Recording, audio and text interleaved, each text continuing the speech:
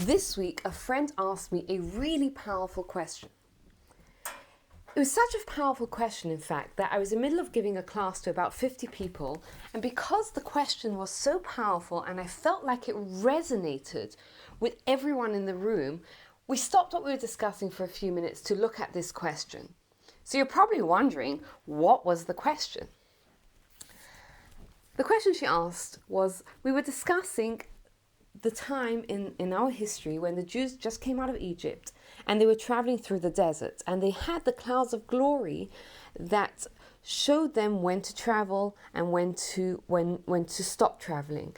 And sometimes it was easy for them to follow what the clouds of glory were saying, but sometimes they were journeying on for a bit longer than they would have wanted to, or they were resting for a little bit shorter, or they were maybe resting for a little bit longer, and it was harder. But the amazing thing was that at the time, the Jews just followed the clouds of glory, regardless of whether it was easy or hard. They did the right thing regardless. And the point she mentioned was that when you're part of a tribe, that everyone is doing the right thing, it's easier to get up and go and follow and do the right thing. But not all of us have that tribe in our life that supports us in our goals to do the right thing. And sometimes, even if you do, we still have people who pull us down inadvertently, will say comments, make comments, and take us away from what we're striving to do. And it was a really, really powerful question, and we spoke a little bit about how important it is to have and create and find those like-minded people that you can surround yourselves with, that will support you in your goals and in achieving a spiritual life. But then today I found another idea from this week's Torah portion which really, really speaks to it. What's interesting is that the second plague that God brought to Egypt was the plague of the frogs. And we're told that, how did the frogs start?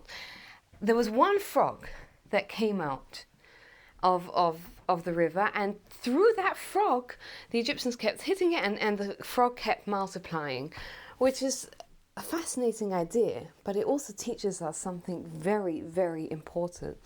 It teaches us the power of one. We often think, it's just me and I'm just one person. But no, one frog can create a whole plague.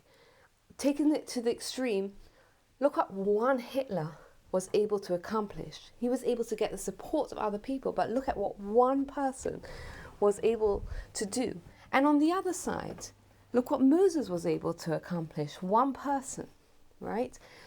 So sometimes it may feel lonely, and you may feel like, I don't have that tribe that's surrounding me, that's cheering me on, that's encouraging me to do the right thing. But never forget that the power of one. You keep doing the right thing, because you never know what impact you can have.